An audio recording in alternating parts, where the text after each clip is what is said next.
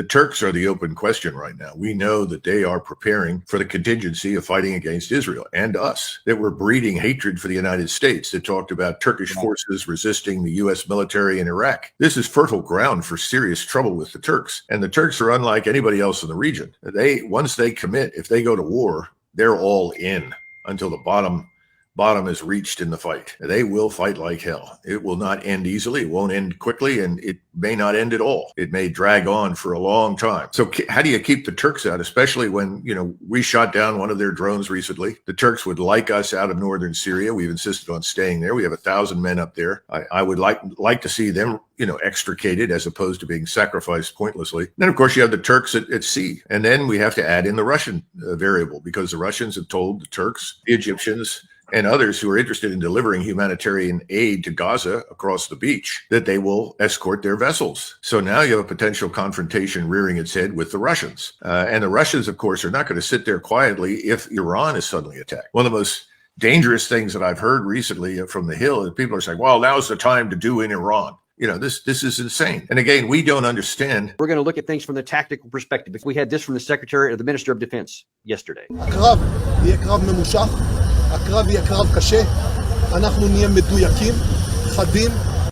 reason I wanted to pick that clip up is not just to show what he said, but actually, if you go back and watch that clip, or you've probably already seen it, was that it showed him going and talking to his troops and telling them, hey, right now you're seeing Gaza from this side of the fence, but very soon the order will be given, you're going to be from the other side of the fence.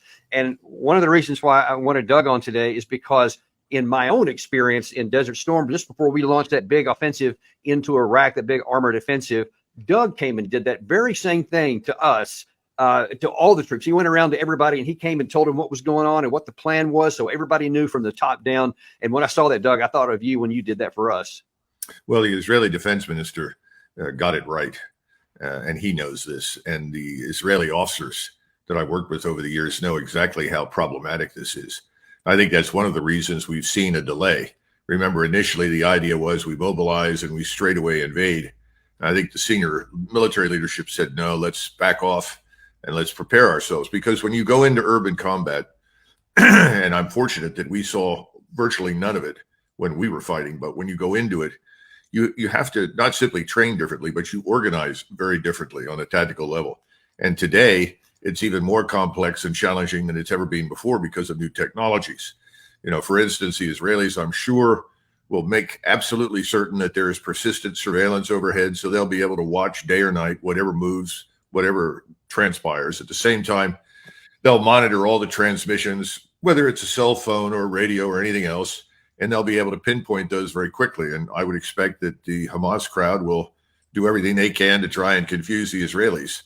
But ultimately, it takes, whether we like it or not a set of robots to sort of mindlessly climb through the debris, because that's not going to go very well. It's going to take men. And that's his bottom line message. And he's right. The worst part is, of course, they've demolished these areas. It would have been better had they left these buildings intact. But now it's demolished. Even so, the Israelis have done these kinds of things before. They've done it in Lebanon. They've done it on the West Bank. They know how dangerous it is, how easy it is to booby trap rooms, blow people up, command detonate mines. So this will, I'm quite certain, be a nightmare, and I think the Israelis will pay a price. I don't know how high that will be, and I'm sure that they will do what we did during the Second World War and our opponents did, which is ultimately use firepower as much as possible to keep people alive. You can't just send infantry in with some engineers. You have to have standby firepower, which means you need tanks. Ideally, autocannon, though I don't think the Israelis have very many of those. And those will immediately be brought to bear. And they've done that before. And tank fire, of course, is very, very accurate, as you know, much more accurate than anything coming in from above. And I would also expect to see some attack helicopters, although perhaps not as much as we have in the past, because we're finding out more and more it's just very easy to eliminate helicopters from the battle space. Yeah. Sure. Yeah. We'll see. And Doug, I want to specifically your opinion on two separate aspects of this. Number one is, what do you think will be the initial objectives of the Israelis? Let's say that they break through the fence, and what is their first, second, and third tactical objectives? And then the second part is, what do you think the Hamas side is going to do? What is their objective? Because for sure they have spent months preparing for this, so they're going to have a lot of surprises here. But I wonder if you could kind of look at it from both sides on the initial incursion. Well, the last time the Israeli Defense Force went into Gaza, they segmented the area. They went on two separate axes, straight in, almost directly across the Gaza Strip towards the sea. They took some prisoners. They were in search for some hostages, as I recall. They did some damage, and they turned around and got out.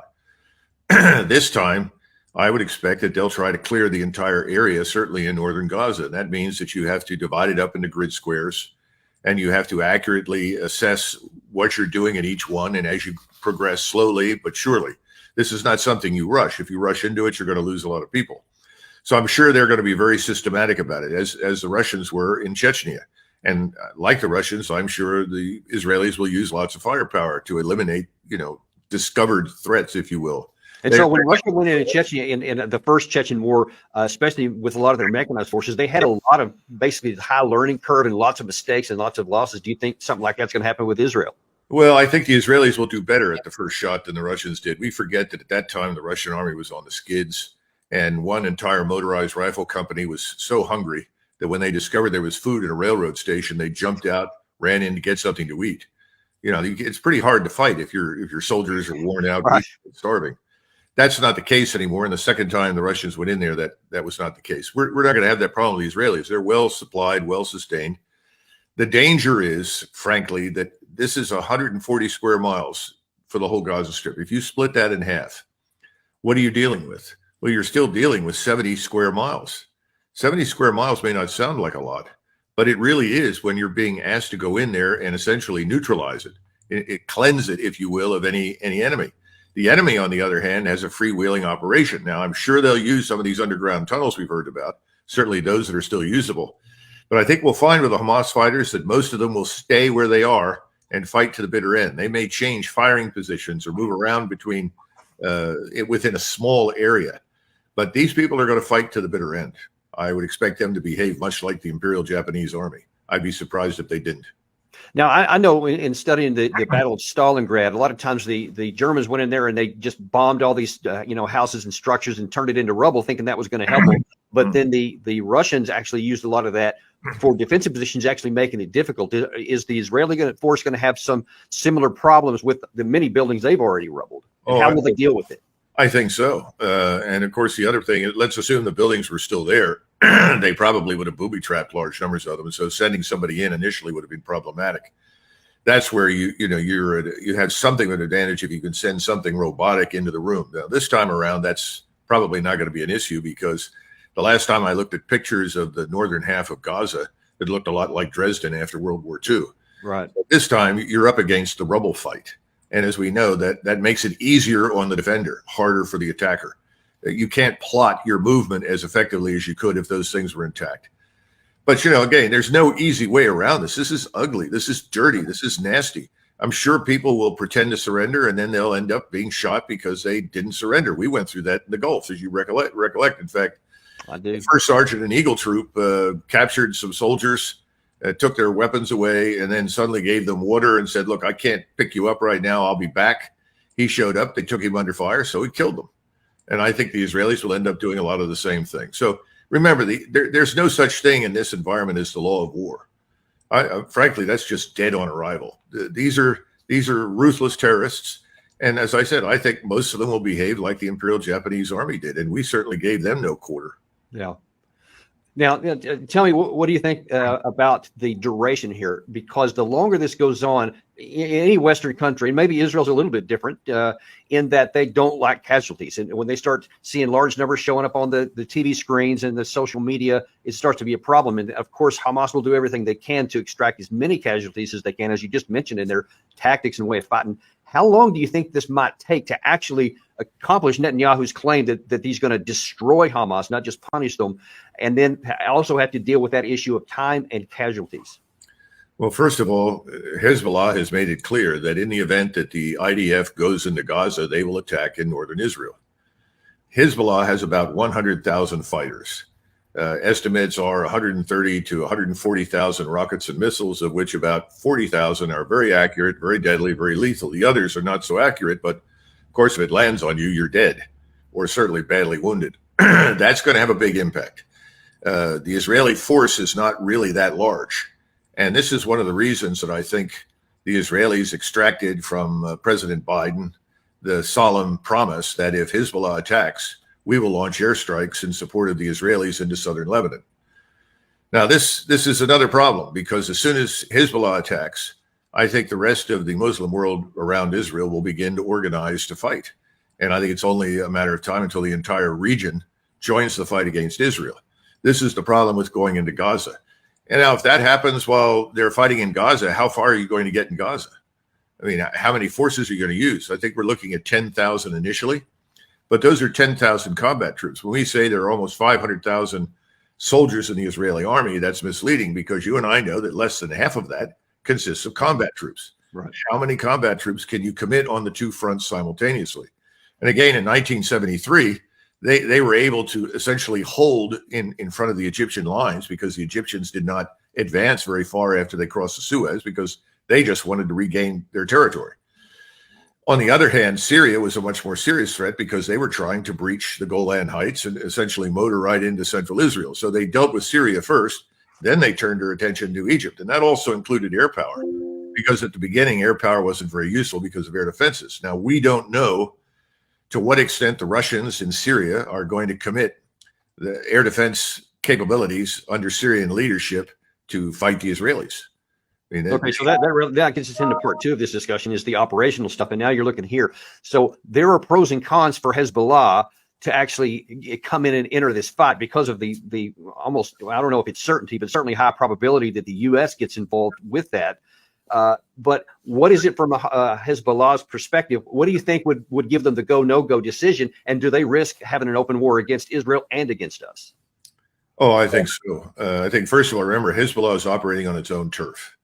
We don't know to what extent they have air defense technology that can neutralize or damage our aircraft. We just don't know. We do know that the Russians in Syria absolutely have air defense technology that can do serious damage to us. So that's an unknown at this point, but that's part of the operational picture. I don't think there's any question but what Hezbollah will enter. And I think the Israelis will be hard-pressed to deal with them while simultaneously trying to clear things in the south.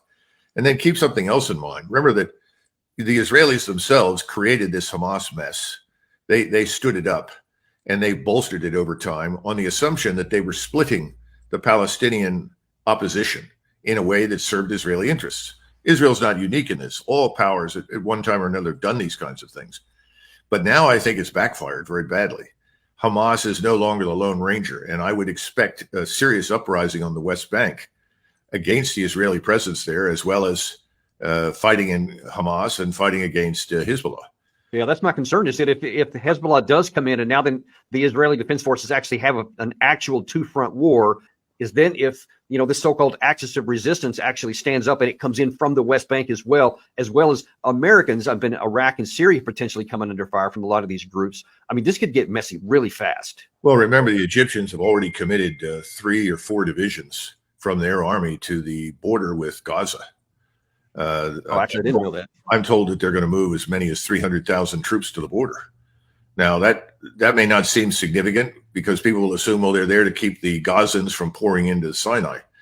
Well, perhaps I think that's true, but once they have all those forces there, and large numbers of people who are Arabs inside Gaza are dying, how difficult will it be for General Sisi to stay out of this fight when he's going to be pressured by everyone in sight to somehow or another rescue the Arabs in Gaza?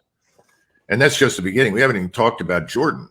I would be surprised if the king of Jordan can hold his kingdom together very easily, because more than half of his population is now Palestinian. So this thing just gets worse the more you look at it. And then, of course, you have the Iranians in the distance, who I think will only operate through their militias. I don't think that they will lob theater ballistic missiles at Israel, because I think they reasonably expect the Israelis to respond to that with a nuclear weapon.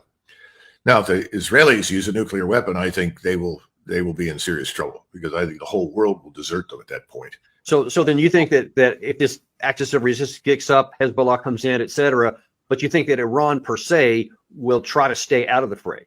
Yeah, I think directly they will initially. The Turks are the open question right now. We know that they are preparing for the contingency of fighting against Israel and us. And you and I talked years ago about all of these films being marketed in Turkey that were breeding hatred for the United States, that talked about Turkish forces resisting the U.S. military in Iraq.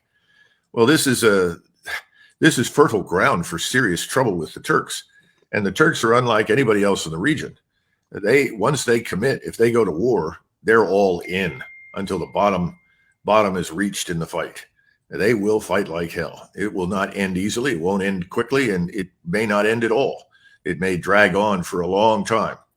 So how do you keep the Turks out, especially when, we shot down one of their drones recently? The Turks would like us out of northern Syria. We've insisted on staying there. We have 1,000 men up there. I would like to see them, extricated as opposed to being sacrificed pointlessly. And then, of course, you have the Turks at sea. And then we have to add in the Russian variable, because the Russians have told the Turks, the Egyptians, and others who are interested in delivering humanitarian aid to Gaza across the beach that they will escort their vessels. So now you have a potential confrontation rearing its head with the Russians. And the Russians, of course, are not going to sit there quietly if Iran is suddenly attacked. One of the most dangerous things that I've heard recently from the Hill is people are saying, well, now's the time to do in Iran. This is insane. And again, we don't understand. And this, you and I have been over this before. We're not what we were in 1991. Right. Demographically, we're not the same nation. And the potential for trouble inside the country, in our own country, is enormous. Now, let me ask you this, Doug, because we're going to talk about President Biden's speech in just a minute and what that portends for us. But what you're describing here, I know a lot of people are probably listening to this and they're thinking, oh, that's fantastical. All those things aren't going to happen. But you and I have also talked about this a number of times over the years, that when a real war gets kicked off, oftentimes it takes on a life of its own. And all these things you're talking about are not only theoretically possible, but many of them can seem, in my view anyway, could be actually probable. I wonder if, before we shift over to the strategic and Biden, what do you think that America can do in this volatile situation to prevent it from going out of control? I think the first thing is that I would urge the Israelis not to go into Gaza at this point. They've killed, I think, by recent tally, 3,000 people inside Gaza, at least that many. They killed 1,500 of the Hamas fighters they crossed into Israel, which is good news, of course. But the Israelis want blood, and they think that they have the chance to permanently eradicate Hamas. But the truth of the matter is that you and I know that won't happen. Hamas is, after all, principally an idea. Right. It's not just people. Killing an idea is far more difficult than killing people. And again, you start blowing up people's houses, just killing their families. You just breed more enemies. So I think the president is the one who steps up and says, look, we support you and we're going to continue to support you and we'll help you secure Israel. But you cannot go into Gaza, and then convene a meeting with the leading powers to sort this out, find a way forward. And again, this means that somebody like Mr. Netanyahu, who prides himself on being, the minister of Israeli defense as well as its prime minister, and basically talks a great game of I will defeat all of Israel's enemies in perpetuity, he's going to have to face something else, and that is the requirement to sit down and ultimately be flexible on some of the issues that Israel has rejected out of hand. Well, now what you just said there makes so much sense, and it is absolutely possible to get this contained. And if we prioritize diplomacy over just giving weapons and ammunition and saying we support them, there is a real chance to keep this thing from happening. However, as we saw last night, there was a bit of a problem with that, even that mentality. First of all, President Biden last night said this. Hamas and Putin represent different threats, but they share this in common. They both want to completely annihilate a neighboring democracy, completely annihilate it. Okay, so you see right off that bat that he's tying, Hamas and Russia and everything else together so that everybody's a bad guy. And that means we have to go after them until Ukraine wins, until IDF has driven Hamas and destroyed them completely. That seems to be the opposite of what you just suggested. Well, this is a replay of the George Bush speech on the axis of evil, where he effectively said, you are either with us or you are against us. This is the dumbest thing that you can possibly say or do. I mean, the most intelligent approach when you have to fight anybody is to practice economy of enemies. In other words, find out who the people are that you really don't want to fight, find out what their interests are, and find a way to keep them out. And at the same time, focus your attention exclusively on the individual or individuals that you're trying to destroy. If you go back through history and you look at all the statesmen that were successful, they did this. Even George Bush Sr. understood this very well and did a brilliant job of isolating Iraq in 1990. And that's one of the reasons that things came off the way they did, as imperfect as they may have been at the end for reasons of failed generalship, I would argue, not because of President Bush at the time. But the bottom line is that's not what's happening. He's essentially saying the same thing. And he talked about his axis of evil. His axis of evil is Iran, Russia, and China are our enemies. Well, that's fascinating. We're doing a land office business, even as I sit here with China. The Chinese have no interest and have never expressed any interest in fighting us. The Chinese aren't taking any aggressive actions. This is a lot of nonsense. They never stopped a commercial ship. The only thing we should be worried about is commercialism. In other words, doing business. That's our principal interest. But all of this fits in with this sort of neocon globalist approach that says, if you don't look like us, if you don't live like us, if you don't have a government like us, you're the enemy. Well, we're going to be busy for a very long time. We are. And so, unfortunately, drafting off of that, Biden also said, here's what he said. Actually, Gary, if you could play number 3 on this one. For 75 years, NATO has kept peace in Europe and has been the cornerstone of American security. And if Putin attacks a NATO ally, we will defend every inch of NATO which the treaty requires and calls for. We'll have something that we do not seek. Make it clear, we do not seek. We do not seek to have American troops fighting in Russia or fighting against Russia. Beyond Europe, we know that our allies, and maybe most importantly our adversaries and competitors, are watching. They're watching our response in Ukraine as well. And if we walk away and let Putin erase Ukraine's independence, would-be aggressors around the world would be emboldened to try the same. The risk of conflict and chaos could spread in other parts of the world, in the Indo-Pacific, in the Middle East, especially in the Middle East. So what say you, Doug? Is that true that if we don't stand firm and just keep fighting in Ukraine, if we don't do everything to make sure that Israel destroys Hamas here, that our enemies across the world are going to see that as weakness and move into us? What do you say? In the 1990s, NATO ceased to be a defensive alliance. It had no raison d'etre. The Soviet Union had collapsed. Most of us thought that the NATO alliance, if we're going to retain it at all, should be viewed as something that prevents any further wars from breaking out in Europe. We turned around, weaponized NATO, and hurled it at the Serbs over Kosovo, which was not really necessary. We could have achieved a settlement there without killing anybody. And a lot of people knew that, but there was a desire in Washington to be righteous and moral and punish the evil Serbs. We have this passion for demonizing anybody who doesn't cooperate with us or won't agree with us and turning them into this sort of anti-democratic element that has to be expunged.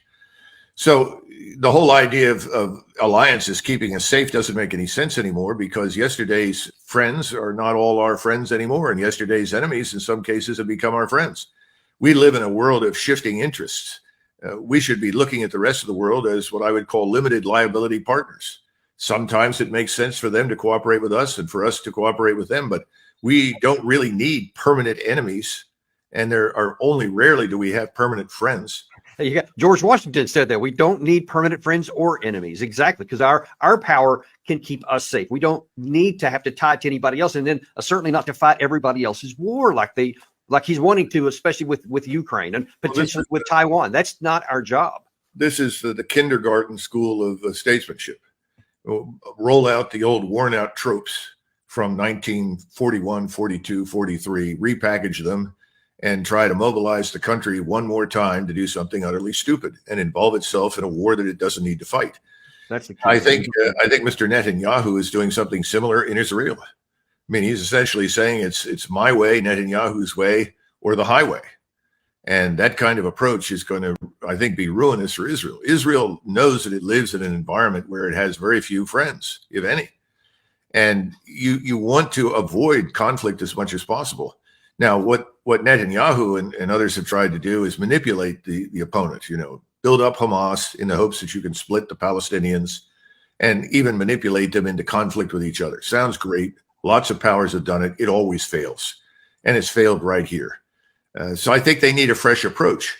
But of course, if you regard any compromise whatsoever with your identified opponent, then as essentially unacceptable, you're locked into perpetual conflict. And I think that's where we're headed right now. It's not going to be perpetual. It's going to last until the sides are exhausted. And I fear that Israel will be destroyed. Well, and maybe even something else might be precipitating that problem, because that one of the key anchors of Biden's speech last night was he wants another $100 billion to go to all these various causes after $113 billion from 2022 went to Ukraine alone. And the question is, can America afford to be doing this? Now, Biden said during his speech that all of these things we've been given in the drawdown authority, like they're just in storage, like it doesn't even count. But that stuff's coming out of our war material and our ammunition, and that's making our capacity lower. Now you're talking about sending more of it out there, and all that's going to do is continue to erode our own national security. Now, if we can even get this money, do you think that the Congress is going to provide it? And if so, how long do you think this money trough can keep going? Well, the Congress is going to do what it's always done, which is make a lot of noise and complain and ultimately do nothing, which is why most Americans have grown fed up with both Republicans and Democrats, because they don't seem to care what the impact is here at home on the population. This business of entangling alliances is a disaster for us. We no longer need it, but we pretend that Madeleine Albright is still alive and that we're still the indispensable nation. Well, for 5,000 years, nobody missed us. And after we leave, the rest of the world will go back to the way it's being before. Unfortunately, that's the way things work. You know, we move into a region, we distort the regional dynamics, we create an artificial construct. Look what's happening in Kosovo. It's not surviving. And, you know, Doug, what you said a second ago is so true, because it's not that you have to have a permanent alliance everywhere. It's that you have the LLC, like you just suggested. When it makes it in our interest, let's have a cooperation here. That not having these permanent alliance doesn't mean that we're going to like become isolationists and disappear from the world. It means we're going to have selective engagement where it benefits us and then not. It's entirely reasonable. Well, you've also pointed to something else, and that is the expense. This is absurd. If you look at the Treasury market right now, the Chinese are selling our treasuries, our Treasury bonds, at a horrendous rate, more than anybody else in the world. Right now, as far as our bonds are concerned, there's a supply, but there's not much demand. In fact, there's almost no demand.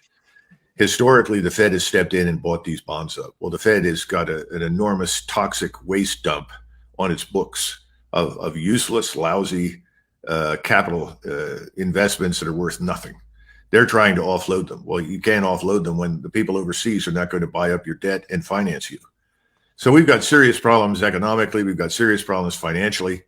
This is all going to come home to roost in what is less than a perfect storm, obviously, but it'll be a storm.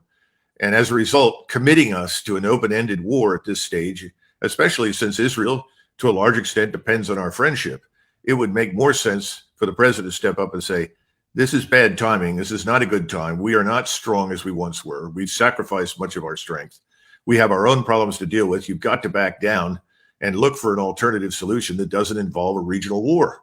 I mean, it's not an unreasonable request if you're the United States, but nobody's thinking like that. Now, there's one other point I want to make.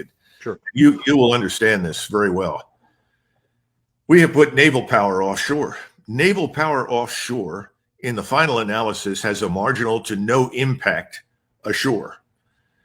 Everyone ashore, whether it's in southern Lebanon, the West Bank, Jordan, Egypt, the Sinai, they're not all quivering in their boots, worried about B-52s and others flying over. I mean, we B-52 struck the Serbs repeatedly, never hit a damn thing. The Serbs left before they got a chance to enjoy the bombing. We've been down this road before. It's not going to change anything. We don't have a ground force to send. That's the bottom line. Ground forces ultimately change the equation. And that's what the Israelis, I would argue, are probably going to need once this regional war really expands. And where are we going to get them? You know how long it takes to build an army. We've gotten some harsh lessons in Ukraine about how difficult that is. We can't do it quickly enough to make any difference. We can't even get people to voluntarily enlist in the army. And the people they're taking in are hardly the people that the American people would want in their military. So it's a huge problem. You look at the people at the top of the military, you listen to their comments. I wouldn't want to join that organization if I had to listen to that nonsense from Austin and this new chairman. I didn't think much of what Milley had to say. So that's the other sort of ticking time bomb in this mix. We can't put the forces ashore to fundamentally change the geostrategic picture. Doug, I have seen all over the Western media, just all over it, this reflexive, I stand behind Israel, and certainly understand that they are, the best democracy in the Middle East, and they have been our friends for a long time. That's fine. But my problem is when we say that reflexively, we don't think about all these things you just mentioned and the potential for dragging us into a war that could perversely lay the groundwork for getting them in more harm, as opposed to what you suggested, saying, hey, you're going to have to limit yourself. Our power is not unlimited, and this could get you a two-front war and possibly even more. And your interest could be even more harmed than doing what you suggested, which was let's basically seal off these guys and use, not go in, try to have some kind of negotiated settlement or whatever it needs to look like that doesn't result in even more harm to the Israeli country. Well, you often make this analogy. You talk about the outbreak of the First War. And what made the First World War a world war was Britain's decision to enter it. Had the British stayed out of it, it would have been a regional war. And probably the British were in a position to intervene and help negotiate an end to it. Instead, they joined it. And as a result, tens of millions of people died. The war lasted almost 5 years. It was a catastrophe. I see us in a very similar position. And the British at the time had no army. Well, yeah, they had an army of 250,000, of which they could send 150,000 to France. Well, that was pitiful. It was too small. It fought very hard. It tried very hard. It was almost completely exterminated. When it was over, the British could not control more than 20 miles of the front versus the Germans. Everything else was left to the French, who by then had lost 600,000 casualties or more. This is not exactly the same. Nothing ever is historically. Right. But it's a similar event that stepping into this almost guarantees that we're going to get a regional war. If we were to take a different position, as we've discussed, because we are concerned about Israel. We want Israel to survive. We have two camps now. One says, let's kill everybody who doesn't like Israel. We can do that. The other camp says, wait a minute, this economy of enemies. We don't have to have a regional war. We can come to some sort of solution. Well, we've chosen, let's kill all of Israel's enemies for it. Well, and by the way, that means we have a lot more enemies than we've already got, and we don't really want that. But no one's approaching it this way. And then when you say, well, I'm opposed to this, I don't think this is a good idea. Well, you're anything from a traitor to an anti-Semite to a bigot or some other stupid thing. And this is not going to work. This is going to end very badly. So I continue to hope that the bloodlust in Israel will subside, and there'll be some smarter people emerge who say, no, we've got to re-examine this whole thing. But I don't think it's going to happen. And I don't see any evidence that anybody in Washington is thinking. It's all reaction and emotion. Yeah, that's the biggest thing right there is that and we're. By the way, the other people who are emoting just as badly are the Muslims in the region. They're watching all of these photographs and film footage come in, and they see Muslims being murdered and killed. In their view, there's no thinking anymore. It's emotion. That's somebody somewhere along the line has to think.